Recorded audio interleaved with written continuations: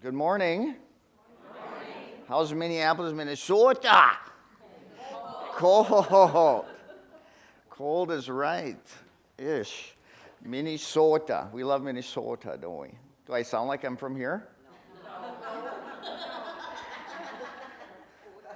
North Dakota? No, I'm from Minnesota, actually. You ever heard of a town called Hibbing? That's where I'm from.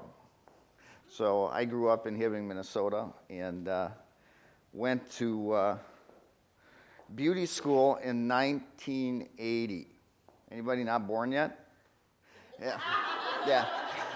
There's always that group. It's kind of like, I wasn't even born yet.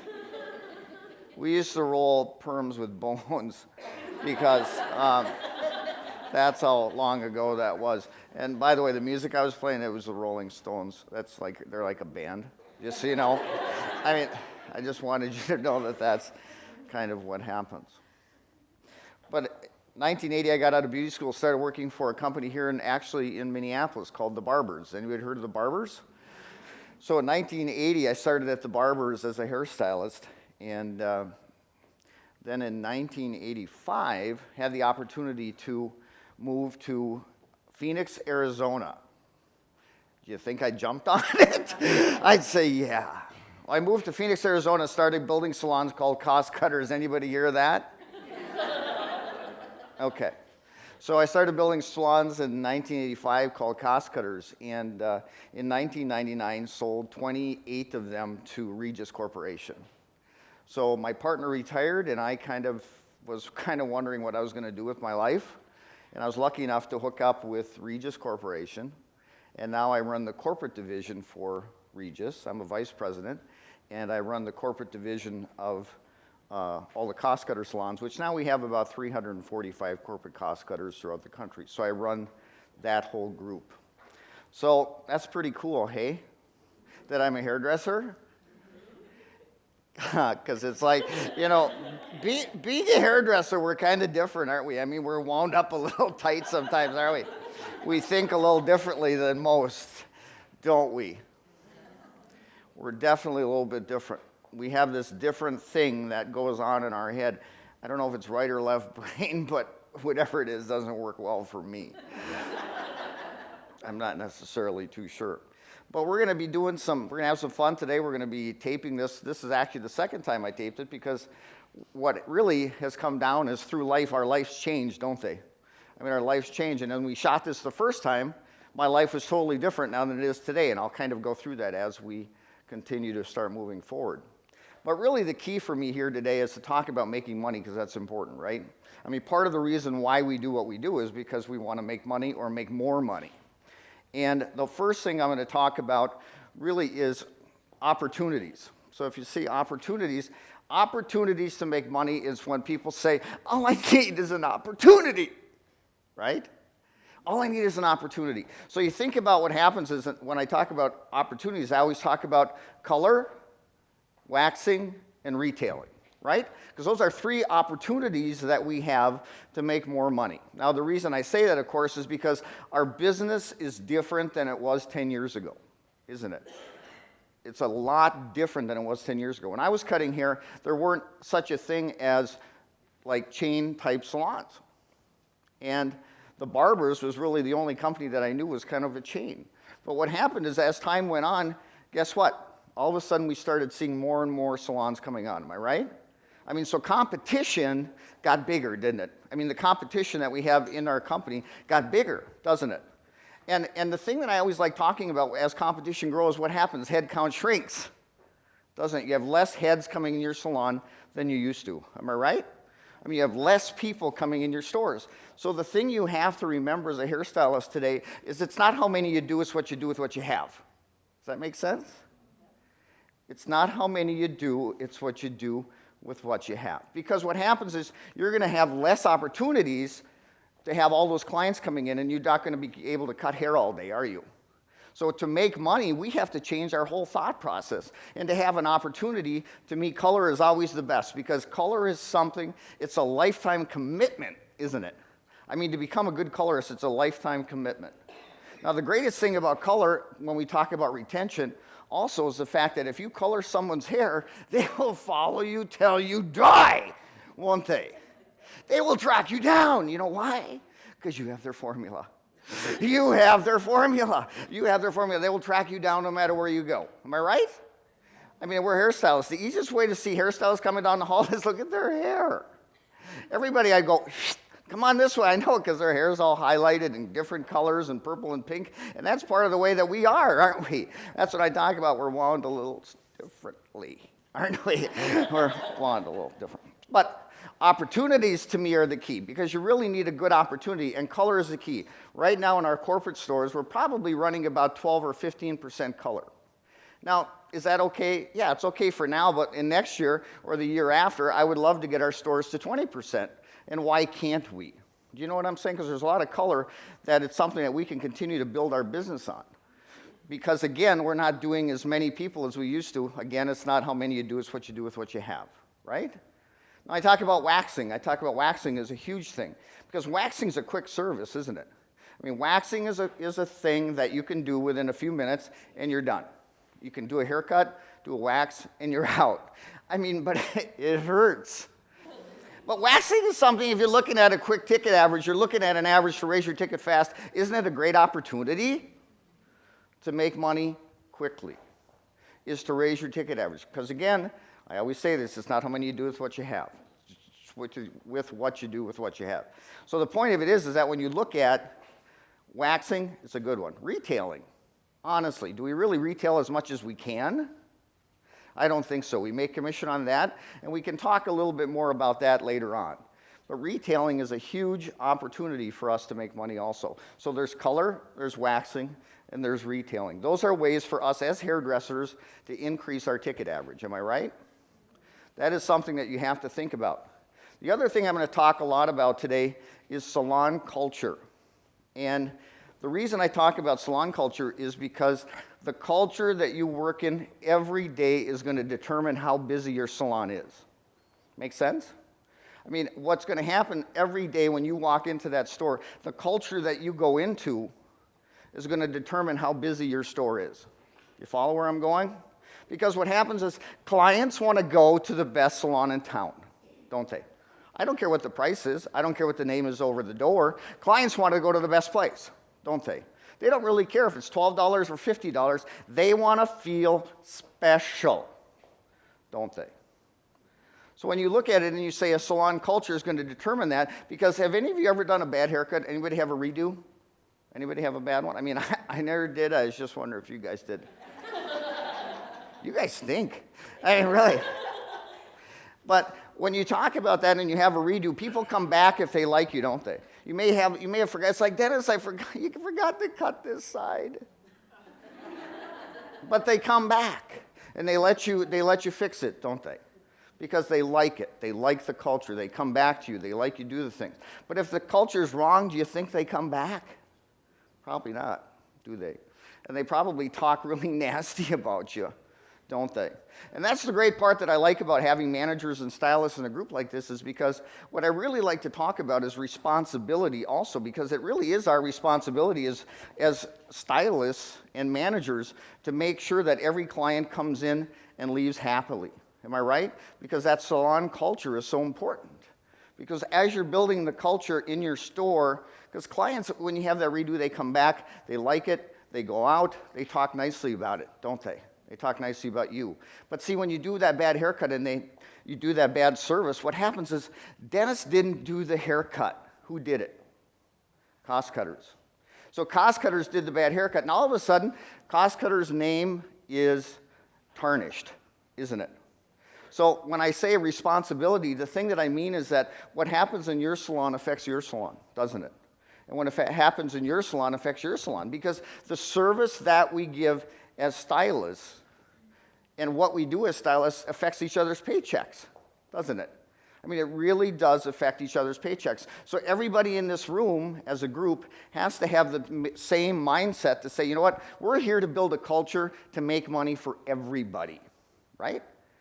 We're here to make money for everybody, because what happens in your store affects your store. What happens in your store affects your store. The fact is that when you've got a chain like that, like I said earlier, they don't remember my name. They remember the company's name, don't they?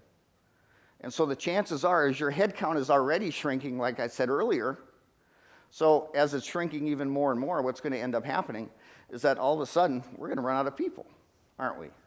Unless we really look at the culture and say, you know what, we're going to build this culture into something that really clients want to come back to. Am I right? Because as managers and stylists, we really have to take responsibility for our own lives. Because in my beginning and when I started in an area where it was everybody's fault but mine why I wasn't making any money. You ever get that? You ever blame people because you're not making any money? Because I did. I looked in the mirror and I said, you know what? I can't make any money here. This salon is not a good salon for me to be in. But guess what? It was really up here more than it was here, isn't it? And that's what we're going to be talking about today. Because some of the things that you think about in a salon culture is technically is very important. We're shooting in this beautiful room today, and there's a lot of technical videos that you have out there, don't you? And the thing is you have an opportunity to watch those videos and really become a better hairstylist. I think, though, is that it's more important sometimes to think up here than it is here. Make sense? It's more up here. Because what I'm here today for is I'm here to shake the tree. I'm here to give you a little idea to say, you know what, technical, it's important, but as a salon group, you can take cost cutters to the next level by walking out of here realizing that all of us affect each other. And everything we do affects each other's paycheck and the name of cost cutters. Make sense? All right, so let's move on. Now, I just like to give you a little idea of how I think because hairdressers are kind of interesting people. So if A equals 1% and Z equals 26%, what would happen would be B would be 2%, C would be 3%. You follow me? So if you spell out the word hard work, it spells out the word 98%. I mean, it's hard work to be a hairdresser, isn't it? I mean, it's hard work to be a hairdresser. We actually, by the end of the day, our feet hurt, our back hurts, our hands hurt, everything hurts, doesn't it? And then, not only are we in pain, but then we have to talk to them, too. Don't you hate that part? I used to hate it. I wanted to go back to beauty school where I could just cut a mannequin and throw it out the door. And then you always get that one client. Mine was Ann. Her name was Ann. And she will do anything. She will come back no matter what I do. She will do anything to come back, right? I could shave her head. Oh, Dennis, that's cool. That is so hot. And she'll send you people. And then you do that one haircut that you loved. I mean, you told everybody in the store, look at this one. This one's hot, you know? And they don't come back. That's weird, isn't it? Because sometimes you get clients, you wonder why they don't come back. And the thing about a mirror in a salon is that when I talk about culture, people look at it and you look back in the salon and they may not be coming back, not because of the fact of the haircut you did, but maybe what they saw in the mirror, what was going on around you, correct? So that's the part when I talk about salon culture that it's so important because what you do sometimes doesn't determine whether a client comes back or not. What determines it sometimes is just the environment around them. Because if the environment isn't right, they're not going to come back. Does that make sense? So it is extremely hard work to be a hairdresser. It is. It's a tough job because we not only have to talk to people, we have to take care of people. We have to think continuously about what we do, don't we? Because it's a constant thing. Now, the other part is attitude. If you spell out the word attitude, it's 100%. You have a great attitude, you're going to be successful, don't you? I mean, if you have a good attitude, because you have a better attitude, don't you get better tips that day? Don't you have a better attitude when you see that someone in the salon and they're always bubbly and they're always excited and they seem to build that clientele faster, don't they, than everybody else? Because of the fact that their attitude is better than the other people in the salon. And they make more money too, don't you? As we move forward, I'll talk a little bit about that. Now, to really think about it and really understand the way that I took my career from beauty school to where I am is butt kissing. If you spell out the word butt kissing, it's 120%. Yeah, so, because that's the part of the thing where you got to be really good at butt kissing. So when I am talking today, you laugh at everything, okay? Because the one thing you have to remember is I am your boss. So that's the part where no matter what I say today has to be funny, right? Oh, that wasn't even good, right? I mean, if we're going to do it, let's do it right. So we're talking about opportunities. We're talking about opportunities to make more money. We're talking about salon culture and the fact that we're understanding that how our culture is going to determine how good our salon is. Because like I said, clients want to come to the best salon in town, no matter what it is, what it's named, where it is. You can build that salon to be the best, can't you? Because word of mouth travels fast, doesn't it? It really works its way forward. So when you think about it, when you talk about the way that we build our business, that's going to be it. Let me hear oh. No, let me hear oh. Okay, no, really oh. Come on. This is my family. And see, here's the thing when I talk about salon culture. The thing I talk about in salon culture is the fact that what you're trying to do in your culture is going to determine, it's just like building your family, isn't it? Because this is my second marriage. So what happens is what you're doing is you're taking 5 people, putting them in a house, brand new, and all of a sudden, guess what? It's just like the salon, isn't it? Because you're putting all those personalities in one place. And what's going to happen is all of a sudden there's chaos, isn't there? Because every time the culture changes or every time the people come into the salon or new stylists start, doesn't it change the whole culture?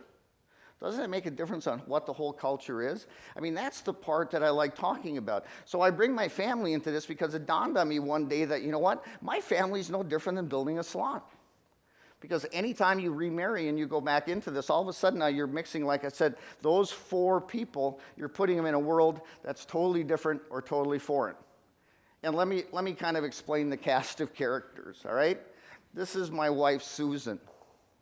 And she is now the manager of dmargo Incorporated. Because I needed a manager. Do you know what I mean? I needed a manager. The owner, if you think of it, travels a lot. Matter of fact, I put on 125,000 air miles last year. So when you think about it, I'm on the plane a lot. I needed a manager to run my life. I needed a manager to run my household because it was totally different. It was getting out of control. Do you follow where I'm going? Because what I'm really trying to do here is I'm trying to compare what it's like to build a family, what it's like to build a home, and the same thing goes for what it's like to build a salon, right?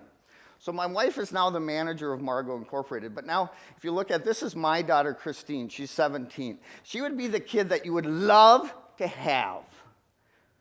4.0. She was in Greece. She does a lot of theater. She does a lot of things like that. She's a wonderful, wonderful role model. She's kind of like that 17-year-old stylist you've always had in the salon, right? That one salon or the one person you have in that salon that you can count on every day.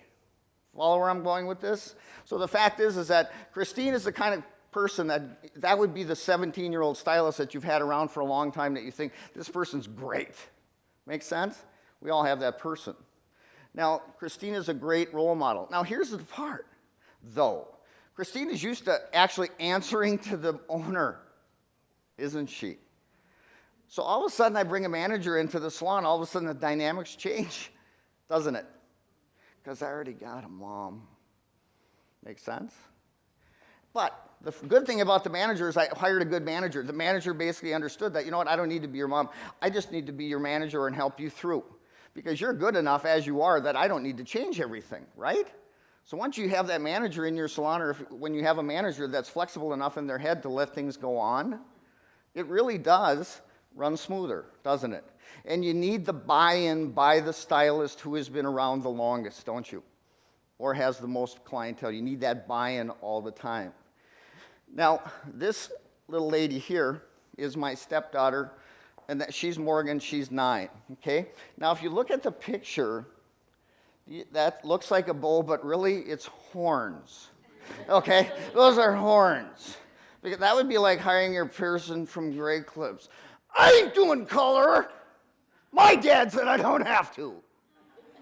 And you can't make me do anything. Right?